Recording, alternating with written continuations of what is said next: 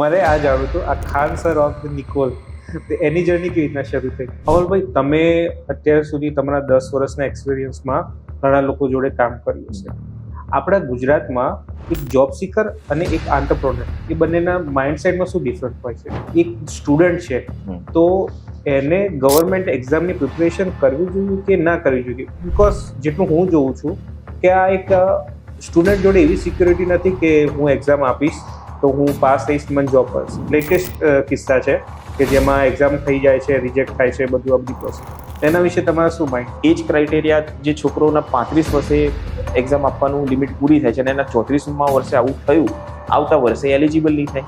પછી એનું કારણ આશીષભાઈ શું છે કે સોશિયલ મીડિયા તમે જુઓ, માર્ક ઝુકરબર્ગ વાળો જે કિસ્સો તમે કીધો કે હું પણ જાણું છું, તમે પણ જાણો છો.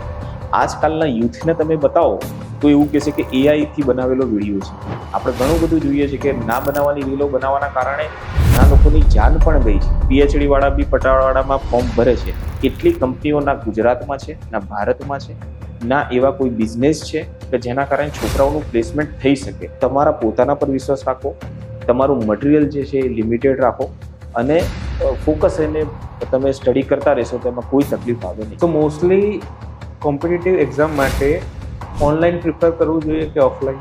તો આ જે સીન ક્રિએટ થાય છે એના માટે શું કરવું જોઈએ ફેકલ્ટી?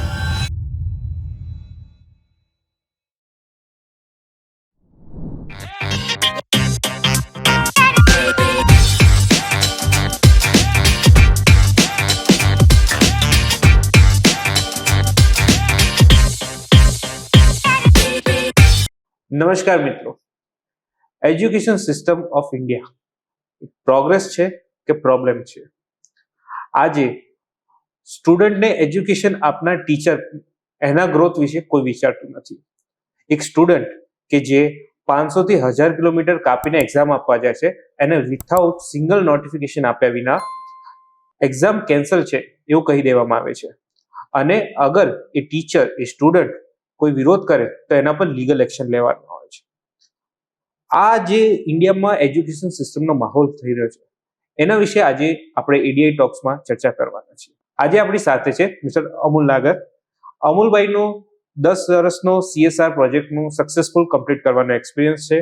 પ્લસ તેમને 1000થી પણ વધારે સ્ટુડન્ટોને ટ્રેનિંગ અને પ્લેસમેન્ટ કરાવીને આપ્યું છે. તો અમૂલભાઈ, welcome to ADI talk show. Thank you. અમૂલભાઈ, આપણે પ્રોગ્રામની શરૂઆત કરીએ એના પહેલા મારે એક જાણવું હતું. આપણે 8 વર્ષથી એકબીજાને ઓળખીએ છીએ. હું તમારી સાથે જ્યારે બી ફરતો હતો ત્યારે મને તમારા સ્ટુડન્ટોએ એક વાત કીધી હતી કે અમૂલભાઈ છે એ આપણા નિકોલના ખાન સર છે. તો એના વિશે મને જણાવો અને તમારી જર્ની વિશે મને જણાવો. જરૂરથી આશીષભાઈ. સૌથી પહેલા તો હું તમને ધન્યવાદ કહીશ કે એડીઆઈ ટોક્સમાં તમે મને ઇન્વાઇટ કર્યો. અને આજના પોડકાસ્ટના માધ્યમથી આપણે ઘણા ખરા સ્ટુડન્ટ જે અમારી ઇન્સ્ટિટ્યૂટથી, અમારા એનજીઓ દ્વારા ભણીને ગયા છે, જે હાલમાં સ્ટડી કરી રહ્યા છે, જે એક જનરલ પ્રોબ્લેમ હોય છે કે જોબ કઈ રીતે મળશે, કેવા પ્રકારના કોર્સ કરીએ આપણે તો આપણને જોબ જલ્દીથી મળી જતી હોય છે, તો એના વિશે હું થોડી ઘણી માહિતી આપીશ. જનરલી આશીષભાઈ, આપણું જે એનજીઓ અમે કામ કરી રહ્યા છીએ ટોટલી ઓફલાઈન મોડ પર કામ કરી રહ્યા છીએ. અત્યાર સુધી અમે 2017 થી લઈને 2025 સુધી 1000 કરતા વધારે વિદ્યાર્થીઓને ટ્રેનિંગ આપી છે અને સક્સેસફુલી 80% અમારો પ્લેસમેન્ટ રેશિયો હોય છે. અલગ અલગ મોડમાં અમે ટ્રેનિંગ આપીએ છીએ. અલગ અલગ એના ટ્રેડ હોય છે, જેવી રીતે કે ફ્રીજ અને એસી રિપેરિંગ હોય છે, રિટેલ સેક્ટર છે. જે અમારી માસ્ટરી છે એ ટેલી અને એકાઉન્ટમાં છે. તો હાલમાં અમારા ઓઢવ, બાપુનગર, નરોડા, ગાંધીનગર એવી અલગ અલગ જગ્યાએ અમારા ક્લાસીસ ચાલતા હોય છે. જેમાં અમે 12 પાસ વિદ્યાર્થીઓ, 10 પાસ પછી કોઈ સ્ટડી ના કરી શકતા હોય અમુક કારણોસર, કોઈએ કોલેજ સ્ટાર્ટ કરી હોય પરંતુ ફાઇનાન્શિયલ પ્રોબ્લેમના કારણે આગળ ભણી ના શકતા હોય, એવા વિદ્યાર્થીઓને અમે એક વોકેશનલ, જેને શોર્ટ ટર્મ આપણે કોર્સિસ કહેતા હોઈએ છીએ, એવા શોર્ટ ટર્મ કોર્સિસ કરાવતા હોઈએ છીએ અને પછી એમને ફ્રીમાં પ્લેસમેન્ટ આપતા હોઈએ છીએ. તમે મને CSR પ્રોજેક્ટ વિશે કીધું, તો CSR પ્રોજેક્ટ એટલે કોર્પોરેટ સોશિયલ રિસ્પોન્સિબિલિટી. જેટલી પણ મોટી મોટી કંપનીઓ છે એ અમારા જેવા એનજીઓને ફંડ આપતી હોય છે. સામાજિક કક્ષાએ એમનું સ્તર ઊંચું કરવા માટે અમને એ લોકો ફંડ આપીને વિદ્યાર્થીઓને એજ્યુકેશન પ્લસ પ્લેસમેન્ટ પ્રોવાઈડ કરવાનું કામ આપતી હોય છે. જે અમે પાછલા 10 વર્ષોથી આ કામ અમારા ક્ષેત્રમાં એટલે કે ઓઢવ, બાપુનગર, નરોડામાં કરી રહ્યા છીએ. આવનારા સમયમાં અમે ઘણા બધા અમારા સેન્ટર ન્યૂલી ઓપન કરવાના છે. હાલમાં અમારા સાથે 300 થી 350 વિદ્યાર્થીઓ એક્ઝિસ્ટિંગ કોર્સિસ કરી રહ્યા છે અને એ લોકોને પણ સક્સેસફુલી અમે જોબ અપાવેલી છે. ઓકે. અચ્છા, અને મારે આ જાણવું હતું, આ Khan sir of the Nikol, તો એની જર્ની કેવી રીતના શરૂ થઈ? આશીષભાઈ, હું તમને એક વાત કહું ને, તો નિકોલ, ઓઢવ એ બહુ સેચ્યુરેટેડ એરિયા છે. મતલબ ત્યાં વધારે યુથ નથી. એવા યુથ જે માઇગ્રેટેડ છે, જે લોકો નોન ગુજરાતીસ આપણે કહીએ એ લોકો છે. તો એ લોકો અહીંયા શા માટે આવતા હોય? એમના મધર ફાધર માત્ર લેબર વર્ક કરવા માટે આવતા હોય. એક કંપની છે જેમાં 500 રૂપિયા મજૂરી થતી હોય, 600 રૂપિયા, 1000 રૂપિયા એમના મજૂરી મળતી હોય છે. એમના બાળકોનું ભવિષ્ય એ લોકો એટલું ઊંચું નથી જોઈ શકતા જેટલા અહીંયાના લોકલ પબ્લિક જોઈ શકતા હોય છે કે IIT-માં મૂકીશું, IIM-માં મૂકીશું, કોઈ એન્ટ્રન્સ એક્ઝામ અપાવીશું, GNET કરાવીશું. તો એ લોકોનો એક જ ગોલ હોય છે કે 12 પાસ કાં તો કોલેજ કર્યા પછી એમને નાની એવી નોકરી મળી જાય જેથી પરિવારનું ગુજરાન ચલાવવા માટે એમને મદદરૂપ થઈ શકે. તો જે અમારા એરિયાના સ્ટુડન્ટો છે ને, સમજી લો કે કોઈના ભાઈ ભણીને ગયા હોય તો એના બેન આવશે, એમના કઝિન આવશે, એક કોઈક ગામડેથી અહીં રહેવા માટે આવ્યું હશે તો એ પણ અમારા ક્લાસીસમાં આવશે. ટૂંકમાં પરિચિત લોકોથી અમારો ક્લાસીસ ચાલે છે. પ્લસ નવી એડવર્ટાઇઝ અમે સોશિયલ મીડિયા દ્વારા કરતા હોય છે. તો એવું જ હોય છે કે ભાઈ ક્યાં જવું, તો કે પેલા સાહેબના ત્યાં કોર્સ ચાલે છે, ફ્રીમાં આપણે ભણવાનું છે અને ફ્રીમાં ભણીને આપણને કોર્સ અપાવે છે. આવો કોન્સેપ્ટ ગુજરાતમાં બહુ ઓછી જગ્યા હશે. ઘણા ખરા NGO કામ પણ કરતા હશે, પણ આજથી 10 વર્ષ પહેલા વાત કરીએ તો એવી ઇન્સ્ટિટ્યૂટ પણ નથી કે જે ફ્રીમાં શિક્ષણ અપાવીને જોબ અપાવતી. સંસ્થાઓ બહુ ઓછી હતી. ત્યારે અમે લોકોએ સ્ટાર્ટ કર્યું હતું. અને અમારી જર્નીની વાત કરીએ તો અમે 2 મિત્રોએ મળીને આ જર્ની સ્ટાર્ટ કરી હતી. અને એમાં સ્ટાર્ટિંગમાં ઘણા બધા ચેલેન્જીસ બી આવતા હોય છે, પણ ચેલેન્જીસના અમે ટેક ઓવર કરીને, મતલબ એક અમારા મેન્ટર છે, એમણે કીધું છે કે કોઈ પણ બિઝનેસ ચલાવવા માટે તમારે 1000 દિવસ એક સિંગલ પૈસા રૂપિયો બી તમને નથી મળતો તો પણ તમારે બિઝનેસ ચલાવવો પડે. એ જ ફિનોમિના પર અમે કામ કર્યું. અને આજે તમે જુઓ કે 1000 કરતા વધારે સ્ટુડન્ટ પણ અમારા ત્યાં ભણીને શિક્ષણ પામીને એ લોકો જોબ આજે કરે છે. તો અમારા એરિયામાં કોઈ જેવું બાળક હશે જેને અમારા ઇન્સ્ટિટ્યૂટનું નામ નહીં ખબર હોય. અમારું જે નવયુગ યુથ સેન્ટર છે એ બધા જ લોકો માટે ઓપન છે. 7માથી માંડીને 12 પાસ, કોલેજ, અમે 35 વર્ષના યુવાને પણ અમે એડમિશન આપીએ છીએ. કેમ કે 35 વર્ષ એટલે યુવા જ આવે. અને આપણા CSR પ્રોજેક્ટમાં 18 થી 35 વર્ષ સુધીના લોકોને અમે એડમિશન આપીને, શિક્ષણ આપીને એમને જોબ અપાવતા હોઈએ છીએ. ઓકે. અમલભાઈ, તમે અત્યાર સુધી તમારા 10 વર્ષના એક્સપિરિયન્સમાં ઘણા લોકો જોડે કામ કર્યું છે.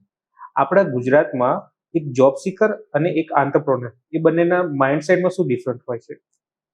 આશીષભાઈ, ખાસ તમે આ બહુ સરસ પ્રશ્ન પૂછ્યો. તો મેં પહેલા જ કીધું કે જે લોકો 12 પાસ થઈ ગયા હોય અને એમના ઘરની ફાઇનાન્શિયલ કન્ડિશન સારી ના હોય તો માતા પિતા તરફથી એવું એમના દબાણ આપવામાં આવતું હોય છે કે ભાઈ તું નાની મોટી નોકરી કરી લે, કોઈ કોર્સ કરી લે. છોકરાનું કે છોકરીનું માઇન્ડસેટ એવું હોય છે કે મારે બિઝનેસ કરવો છે, પણ એ પ્રમાણે એને એટલું પ્રોત્સાહન મળતું નથી, જેના કારણે એની જે માનસિકતા છે એ જોબ સુધી જ સીમિત રહી જાય છે. આપણે વાત કરીએ તો મેં પણ 2-3 વર્ષ જોબ કરેલી છે. 2-3 વર્ષના જોબના અનુભવમાં એવું શીખવા મને મળ્યું કે જે પ્રમાણેનું મારું જેડી છે એ પ્રકારનું જ મારે કામ કરવું પડે છે. નવું મને કંઈ કશું શીખવા મળતું નથી. તો અત્યારના છોકરાઓનું માઇન્ડસેટ એવું જ થઈ ગયું છે કે આપણે જોબ કરવાની છે 10 થી 6, એક ફિક્સ સેલરી 10-15 હજાર આપણને મળે છે, એનાથી આપણું ઘર ચાલે છે. એનાથી એ ઉપર વિચારી શકતા નથી. એના ઘણા બધા પરિબળો છે. એક તો ફાઇનાન્શિયલ સિચ્યુએશન એ લોકોની વીક હોય છે. બીજું લેક ઓફ નોલેજ, કેમ કે જ્યારેથી તમે કોલેજ પાસ આઉટ કર્યા પછી એક પ્રકારની જોબમાં તમે જોબ કરતા હોવ છો, માનો કે તમે રિટેલમાં જોબ કરતા હોવ છો તો તમને રિટેલનું જ નોલેજ હશે. કોઈ એકાઉન્ટમાં કામ કરતું હોય તો એને એકાઉન્ટનું નોલેજ હશે. પછી જ્યાં એમની માનસિકતા એટલે સુધી જ અટકી જાય છે કે મને જે જોબ કરું છું એ જોબમાં બધું આવડે છે તો મારે કંઈ નવું શીખવાની જરૂર નથી. અને બીજી તરફ તમે વાત કર્યું કે એક એન્ટરપ્રેન્યોર, તો એક એન્ટરપ્રેન્યોરનું દિમાગ કેવું હોય કે આજે 2-3 સ્ટાર્ટઅપ લઈને બેઠો હોય તો હું એમાં નવું શું કરું, શું નવું ઇનિશિયેટિવ લઉં, આ જ બિઝનેસના રેવન્યુથી હું બીજો કયો બિઝનેસ સ્ટાર્ટ કરી શકું, એક એન્ટરપ્રેન્યોરનું દિમાગ છે. એન્ટરપ્રેન્યોર ક્યારે ફેલ બી જાય ને તો પણ એના પાસે એટલા બધા ઓપ્શન હોય છે કે એમાંથી એક બચાવના એના કારણો શોધીને એ એમાં ઇમ્પ્લિમેન્ટ કરતો હોય છે. આજે તમે જુઓ કે મેક માય ટ્રીપ તમે જુઓ, shaadi.com જુઓ, બોટ જુઓ, એ બધા એ નાના જમીનથી ઉઠેલા એન્ટરપ્રેન્યોર છે. અને એમની પાસે તમે જોજો કે એમના જ ઇન્ડસ્ટ્રીનું નહીં, બધી જ ઇન્ડસ્ટ્રીનું નોલેજ હશે એમની જોડે. અને 100 કરતા વધારે કંપનીઓમાં એમનું ઇન્વેસ્ટમેન્ટ હશે. માનો કે કોઈ એક એવો પીરિયડ આવે છે, જેવી રીતે કોરોના પેન્ડેમિક આવ્યો હતો, તો એમના બિઝનેસમાં જ્યારે એ થોડાક લેક કરતા હોય છે, તો બીજી કંપનીઓના ઇન્વેસ્ટમેન્ટથી એમને બહુ બધો ફાયદો થતો હોય છે. અને બિઝનેસ એક એવી વસ્તુ છે કે એકવાર તમે સેટ થઈ ગયા તો ખાલી એમાં જે મની રોટેશનનું કામકાજ હોય છે, એ મની રોટેશનનું કામકાજ એ બહુ ઉપયોગી આપણને નીવડે છે. ઓકે, અમોલભાઈ, રિસેન્ટલી થોડા ટાઈમની વાતો છે કે સેન્ટ્રલ ગવર્મેન્ટ, સ્ટેટ ગવર્મેન્ટ, જેટલી બી ગવર્મેન્ટ એક્ઝામો થાય છે, એ એક્ઝામોમાં પ્રોબ્લેમો સર્જાઈ રહ્યા છે સિસ્ટમેટિકલી, કે જે બી હોય આપણે ક્લિયર નથી કહેતા, બટ એક સ્ટુડન્ટ છે તો એને ગવર્મેન્ટ એક્ઝામની પ્રિપરેશન કરવી જોઈએ કે ના કરવી જોઈએ? બીકોઝ જેટલું હું જોઉં છું કે આ એક સ્ટુડન્ટ જોડે એવી સિક્યોરિટી નથી કે હું એક્ઝામ આપીશ તો હું પાસ થઈશ, મને જોબ મળશે. ઘણા અત્યારે લેટેસ્ટ કિસ્સા છે કે જેમાં એક્ઝામ થઈ જાય છે, રિજેક્ટ થાય છે, બધું આ બધી પ્રોસેસ. એના વિશે તમારા શું માઇન્ડ થોટ છે? આશીષભાઈ, ગવર્મેન્ટ જોબની પ્રિપેરેશન અને ગવર્મેન્ટ જોબ મળવી એ એક આખો અનસર્ટેનિટીનો વિષય છે. એક નાના ગામડાનો છોકરો, આજે ગાંધીનગરનો હું મુખર્જીનગર તરીકે જ ઓળખું છું, કેમ કે સેક્ટર 6 માં તમે જાઓ, અઢળક લાઇબ્રેરીઓ, અઢળક ક્લાસીસો. એક નાનો ગામડાનો છોકરો જે પ્રાથમિક શાળા અને ગવર્મેન્ટ સ્કૂલમાં ભણેલો હોય, અને અહીંયાના વિદ્યાર્થીઓ જે લોકો વર્ષોથી તૈયારી કરતા હોય, અને એ છોકરો જ્યારે અહીંયા આવે છે તો અહીંના એટમોસ્ફિયરને મેચ નથી કરી શકતો. બીજી વસ્તુ, અનસર્ટેનિટી મેં એટલા માટે કીધી કે તમે જે વાત કરી એને હું ક્લેરિફાઈ કરી દઉં. એસએસસીની એક્ઝામમાં હમણાં ઘણા બધા તમે જો કે પહેલા TCS એક્ઝામ લેતું હતું, પછી એડિક્યુટી આવ્યું, તો એના કારણથી છોકરાઓને જે એક્ઝામ જે આપવા જતા હોય છે એમને ઘણી બધી તકલીફો પડી. તો ઓવરઓલ એ તકલીફ સ્ટુડન્ટને પડી.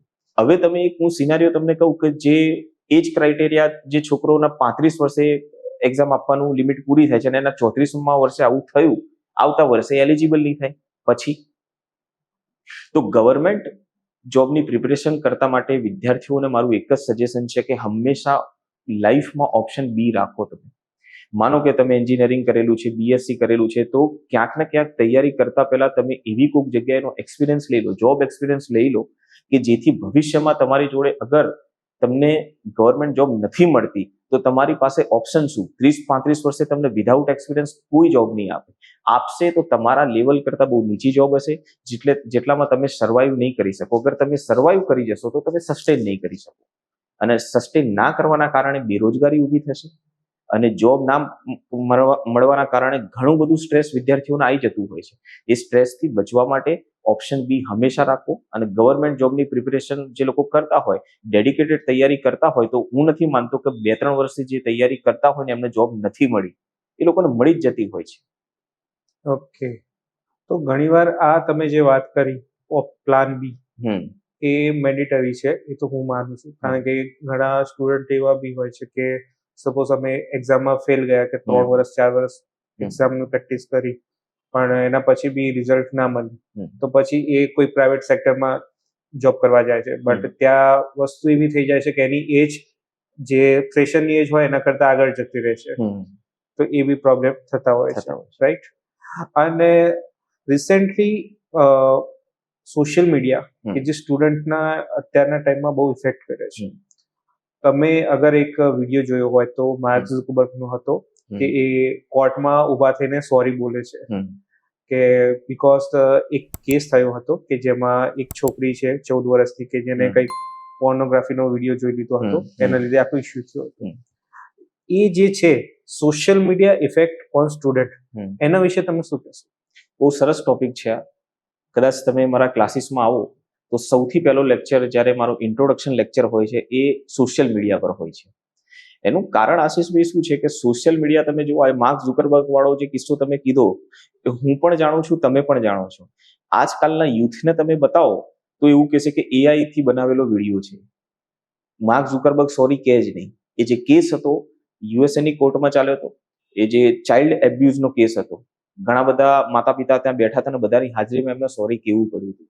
તો એનું કારણ એ જ છે કે આજે તમે જુઓ કે 12-13 વર્ષનું છોકરું થાય, ઇનફેક્ટ 12-13 વર્ષ તમે છોડો, આપણા સમાજમાં, હું એક તમારા માધ્યમથી એક પ્રશ્ન પૂછીશ, કદાચ તમારા શ્રોતાઓ સાંભળતા હોય તો, કેટલાના મધર ફાધર એવા છે જે પોતાના પર્સનલ ટાઈમમાં તો પોતાને થોડુંક ફ્રી કરવા માટે બાળકોને મોબાઈલ આપી દેતા હોય છે મોસ્ટલી બધા જ. હું એમ કહું કે 90% માતા પિતા પોતાને કંઈક કામ હોય, બિઝી હોય, ઇનફેક્ટ એ બી થાકી જાય બાળકોને સંભાળીને, તો એ મોબાઈલ જ આપી દેતા હોય છે.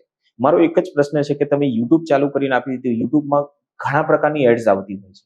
5 વર્ષનું બાળક યુટ્યુબના વિડીયો જોતી હોય અને એમાં કંઈક ના જોવાનો વિડીયો એમને આવી ગયો તો એમના માઇન્ડ પર શું ઇફેક્ટ પડશે?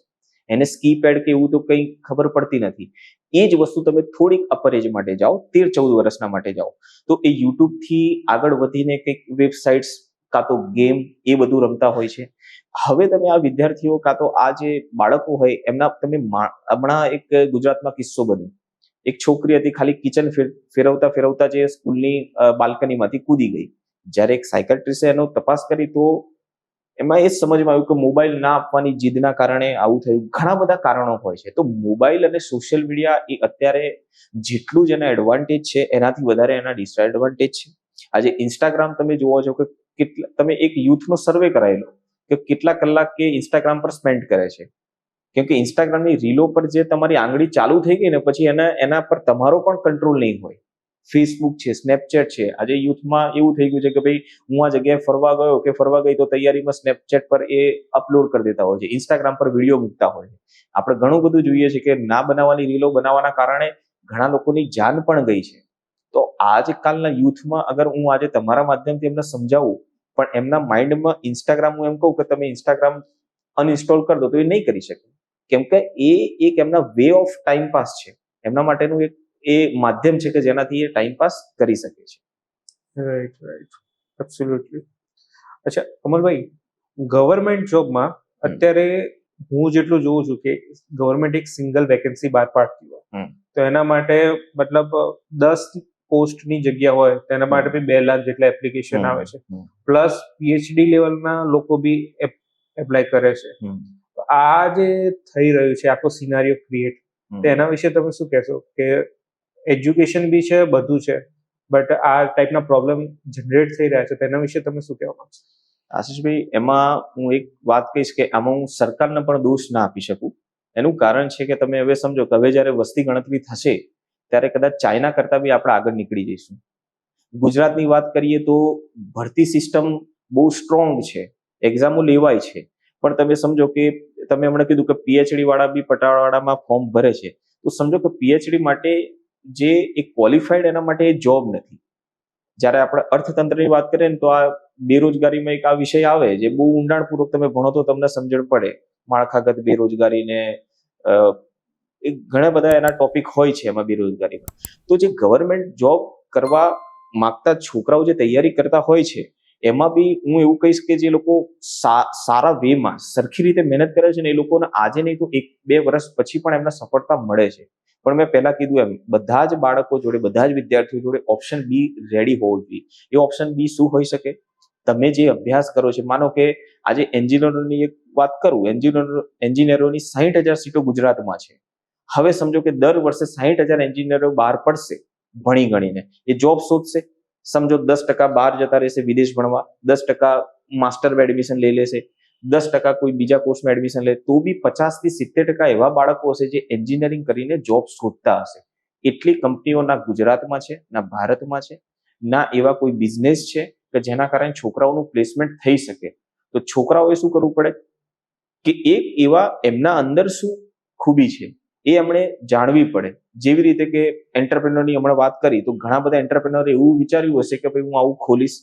એ એના અંદરની ખૂબી અને જાણી ત્યારે આજે એક ઉદ્યોગ સાહસિક અને બહુ સક્સેસફુલ ઉદ્યોગ સાહસિક બની શક્યા છે. તો આજકાલના વિદ્યાર્થીઓમાં એ વસ્તુ છે કે એ પોતે જાણી લે. અને હું એક વસ્તુ કહી દઉં કે બિઝનેસ સ્ટાર્ટ કરવા માટે પૈસાની જરૂર નથી હોતી. જ્યારે મેં બિઝનેસ સ્ટાર્ટ કર્યો તો અમે લોકોએ બિઝનેસ સ્ટાર્ટ કર્યો ત્યારે અમારી પાસે કશું નથી, ખાલી હતો તો અમારી પાસે એક નોબલ આઈડિયા હતો કે ફ્રીમાં છોકરાઓને શિક્ષણ આપીને એમને પ્લેસમેન્ટ આપવાનું, જે અમારું બહુ સારી રીતે કામ કર્યું. એટલે જેની પાસે સારો આઈડિયા હોય છે તો એની પાસે સરકારની અમુક એવી સ્કીમો હોય છે, ગ્રાન્ટ મળે છે, અમુક એવી કંપનીઓ હોય છે, અમુક એવા ઇન્ક્યુબેશન સેન્ટર હોય છે કે જે છોકરાઓના સારા આઈડિયાને આગળ લઈ જઈને એમને ગ્રાન્ટ આપીને પોતાનું સેન્ટર, પોતાના કોઈ બિઝનેસ ચાલુ કરવા માટે એ લોકોને બહુ સપોર્ટ કરતા હોય છે. જેવી રીતે આપણું MSME ડિપાર્ટમેન્ટ છે, એ મુદ્રા લોન છે. તો તમે આઈડિયા આપો, સરકાર તમને મદદ કરશે, સ્કીમો અમુક ઘણી સારી સારી છે એ બી તમને મદદ કરશે. તો આજકાલના છોકરાઓને હું એ જે થોડુંક એ લોકોને મારે સજેશન આપવાનું કે ખાલી ગવર્મેન્ટ નોકરી, ખાલી પ્રાઇવેટ નોકરી, ખાલી બિઝનેસ એ એક તમારો ગોલ નથી. તમારે કંઈક યુનિક વિચારવું પડશે. આજે આપણા અહીંના ભણી ગયેલા છોકરાઓ બહાર વિદેશમાં જઈને બિઝનેસ કરે છે. બીજું આમના આ જે તમે પ્રશ્ન પૂછ્યો ને એમાં એનું ઘરનું એટમોસ્ફિયર અને માતા પિતાનો બહુ સારો રોલ હોય છે. હવે તમે સમજો કે જે વિદ્યાર્થી આજે હું અહીંયા બેઠો છું, કદાચ હું એવું કહું કે હું કોઈ વ્યક્તિ 70,000 કમાતો હશે તો એમના માતા પિતા માટે બહુ મોટી રકમ હશે. પણ એ જ એજનો સ્ટુડન્ટ અથવા એ જ એજનો એક એન્ટરપ્રેન્યોર એના સાથેના એન્ટરપ્રેન્યોર 70,000ની ટિકિટ લઈને ફરવા જતો હશે. તો તમે માનસિકતા સમજો કે માતા પિતાને 70,000 બહુ લાગે છે, પણ એ છોકરા માટે એનું કેલિબર નથી, એની વિચારસરણી બહુ ઊંચી છે, પણ એને ઘરનો સપોર્ટ, એટમોસ્ફિયર મળવું બહુ જરૂરી છે. રાઈટ. બીજું અમલભાઈ, આજના સ્ટુડન્ટ્સમાં હું એક વસ્તુ જોઉં છું કે ગ્રેજ્યુએશન કે પોસ્ટ ગ્રેજ્યુએશન કમ્પ્લીટ કરી દીધું, એના પછી એ લોકોને માઇન્ડમાં એક ફિક્સ મતલબ એવું અત્યારે ચાલતું હોય છે કે પર્ટિક્યુલર કોઈ સ્પેસિફિક સ્કિલ્સ ડેવલપમેન્ટનો કોર્સ કરું ને તો જ મને પ્રોપર જોબ મળશે, નહીં તો મારા એજ્યુકેશન ઉપર મને જોબ નહીં મળે. તો આના વિશે શું તમે કહેશો? એ ઘણા અંશે સાચું એમનું વિચારવાનું છે. માનો કે કોઈ એક છોકરો એન્જિનિયરિંગ કર્યું હોય, 5 લાખનો એના એન્જિનિયરિંગમાં ખર્ચો થયો હોય, હવે માર્કેટમાં જ્યારે એ જાય છે તો એને એવરેજ 10,000 થી 12,000 સેલરી મળે છે. તો શું કરશે? એ કોઈ અલગ અલગ કોર્સ કરશે. માનો કે એન્જિનિયરિંગ હોય તો PLC સ્કાડા એવા અલગ અલગ કોર્સિસ આવે છે. કોઈ ઓટોમેશનના કોર્સ કરશે, કોઈ CNCના કોર્સ કરશે. તો એને એવું લાગે છે કે એની સ્કિલ એન્હાન્સ કરવા માટે એક તો ફાઇનાન્શિયલ બેટરમાં પ્લસ એનું પોતાના નોલેજમાં તો એ અલગ કોર્સ કરી લે છે ભણવાથી ઉપર સ્કિલ્સ વાળા કોર્સ. તો એ ઘણું સારું છે અને એનાથી એમના સેલરીમાં પણ ઇમ્પેક્ટ સારું એવું પડે છે. તો જે એવા સ્ટુડન્ટ જેવું વિચારતા હોય એ ખૂબ સારું વિચારી રહ્યા છે. કોઈ સારી એવી ઇન્સ્ટિટ્યૂટથી એ કોર્સ કરે, એમાં પ્લેસમેન્ટ એ લોકોને સપોર્ટ મળતો હોય છે. તો જ્યાં એ ડાયરેક્ટ જોબ અપ્લાય કરે એના કરતા કોઈ વોકેશનલ કોર્સિસ કરીને જોબ અપ્લાય કરે તો એ ઘણું સારું એક ઓપ્શન રહી શકે છે. ઓકે. બીજું એક હતું કે હું તમને 8 વર્ષથી ઓળખું છું. તમે માત્ર એજ્યુકેશન નહીં, અલગ અલગ બીજા બી બધા બિઝનેસ ડોમેનમાં ઇન્વેસ્ટ કરો છો અને જોડાયેલા છો. તો આ બધું તમારે મતલબ મોર્નિંગ થી લઈને રાત સુધીમાં કન્ટિન્યુ ફોન પર ને બધું રહેતું હોય. તો આ બધા વચ્ચે એવી કોઈ હોબી કે એવું કોઈ પર્ટિક્યુલર ટાસ્ક હશે તમારા લાઈફમાં જે તમને ડેલી મોટિવેટ કરે? જો આશીષભાઈ, સવારથી નીકળતા હોય, હું મોર્નિંગમાં 8 વાગે નીકળી જતો હોઉં છું, રાતે બી મારે થોડું ઘણું લેટ થતું હોય છે. પણ મારા એક ઘરનો એક નિયમ છે. મધર ફાધર જ્યારે હું નાનો હતો ત્યારનો વહેલા સૂઈ વહેલા ઉઠે વીર એવું એક સંભળાયા કરતા હતા. તો કોઈ પણ મારી મીટિંગ હોય, કોઈ પણ મારા ક્લાસ હોય, કોઈ પણ જગ્યાએ મારે જવાનું હોય તો હું 9 વાગ્યા પછી કોઈ દિવસ જતો નથી. સવારે 8 વાગે નીકળી જાઉં, રાતે મારા 7-8 વાગ્યા પહેલા કોઈ પણ કામ પતાવી દેવું પડતું હોય છે. હોબીસની તમે વાત કરી તો ચેસ મને શોખ છે. જિલ્લા લેવલ પર બી હું ચેસ 2-3 વાર પરફોર્મ કરીને જીતેલો બી છું. અને તમે એવું કીધું ને કે મોટિવેશન શું તમને મળે, તો આખો દિવસ તમે આટલા બીજી શેડ્યુલમાંથી ઘરવાળા એવું ના સમજે. ઘરવાળા એવું સમજે કે ભાઈ આ તો કંઈક જતો હશે. એમને ખબર ના હોય કે ભાઈ આટલા કામ હોતા હોય, આટલા ફોન આવતા હોય. તો એ લોકોને એવું છે કે ઘરે ગયા પછી બધો જ ટાઈમ એમની જોડે સ્પેન્ડ થાય.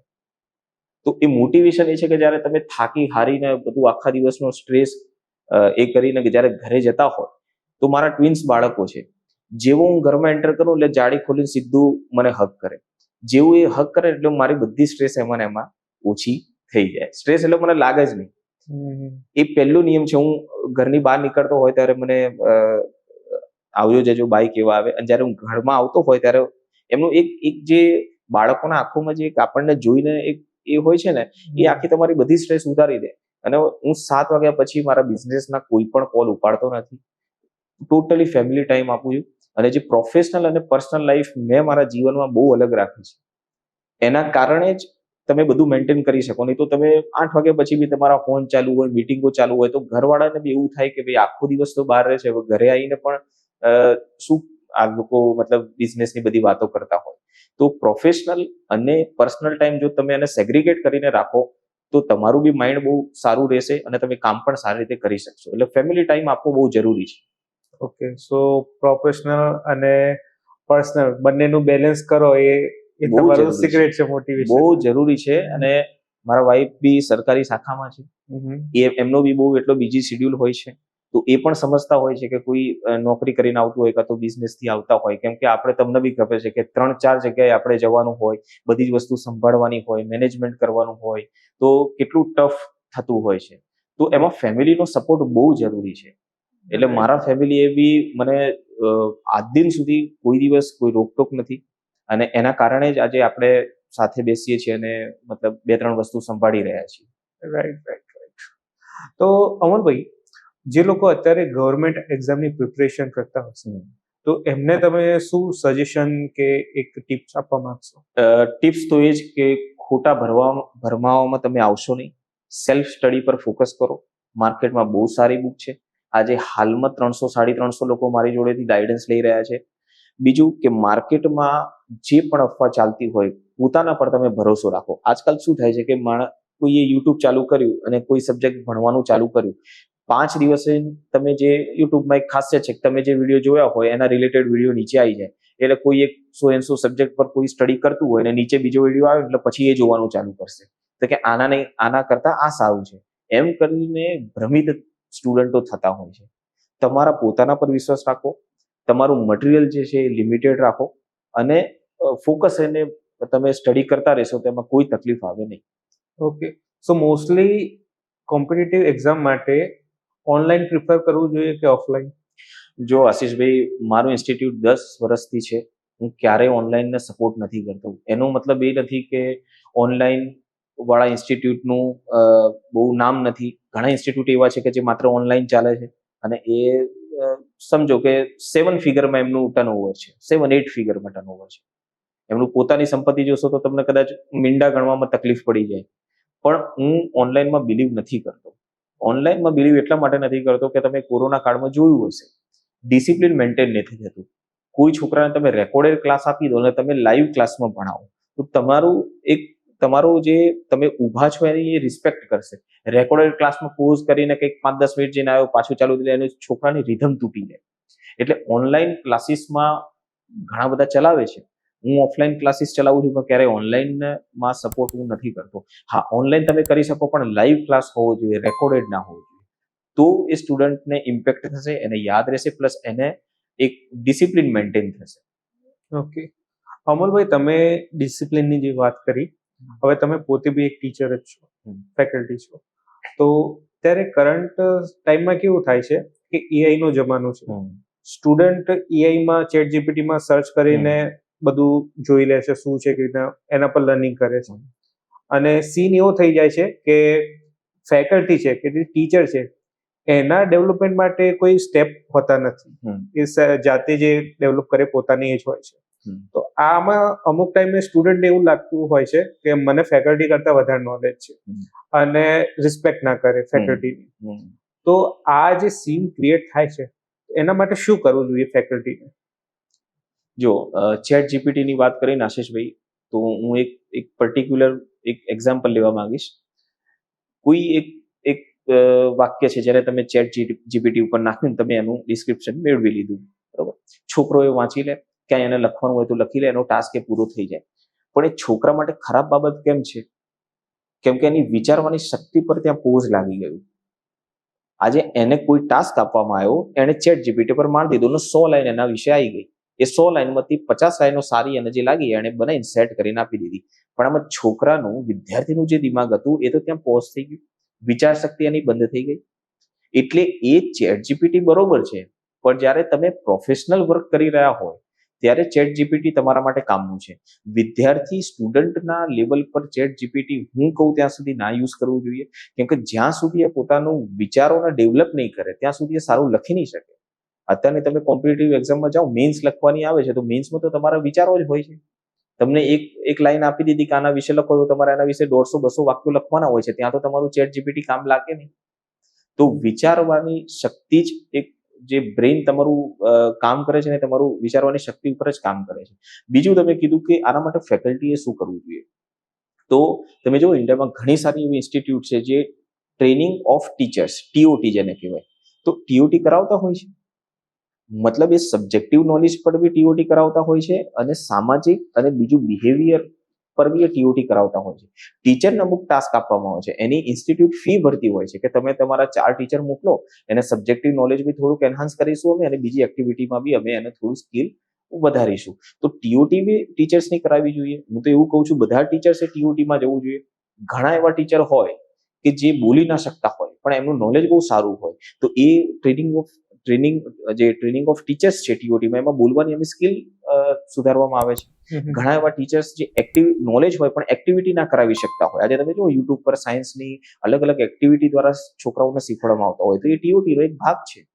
તો ટીચર્સે બી વર્ષમાં એકવાર અથવા 2 વર્ષમાં એકવાર ટીઓટી જેવા પ્રોગ્રામ જે અલગ અલગ સારી ઇન્સ્ટિટ્યૂટ લોન્ચ કરતી હોય છે એમાં ભાગ લેવો જોઈએ, જેનાથી એને સ્ટુડન્ટને કઈ રીતે શીખવાડવું જોઈએ, એની એક્ટિવિટી દ્વારા કઈ રીતે શીખવાડવું જોઈએ, એ ઘણું બધું નોલેજ ટીચરને બી મળતું હોય છે. જો ટીચર્સે બી હંમેશા પોતાની સ્કિલને અપડેટ રાખવી જ પડશે. તમે જે 10 વર્ષ પહેલા સ્ટુડન્ટને ભણાવતા હતા એ તમે આજે ભણાવી ના શકો, કેમ કે સ્ટુડન્ટ બી એટલું અપગ્રેડ થાય છે. સ્ટુડન્ટ આજે મોબાઈલ ઇન્ટરનેટ જોડે કનેક્ટેડ છે, તો તમારે માર્કેટમાં જે મેથડો ચાલતી હોય, આજે તમે એક હું સિમ્પલ એક્ઝામ્પલ કહું તમને કે વર્ગ કરવાની રીતો ખાલી લખો ને તમે યુટ્યુબ પર 50 વિડીયો આવી જશે, 50 ટીચરે અલગ અલગ રીત દ્વારા શીખવાડ્યું હશે. તો ટીચરે પણ અપડેટ થવું જ પડે ને એ જરૂરી છે બાળકના ભવિષ્ય માટે. ઓકે. ખરેખર એઆઈ આખું માર્કેટ ચેન્જ કરીને રાખી દીધું છે એજ્યુકેશન સિસ્ટમમાં. ખરેખર.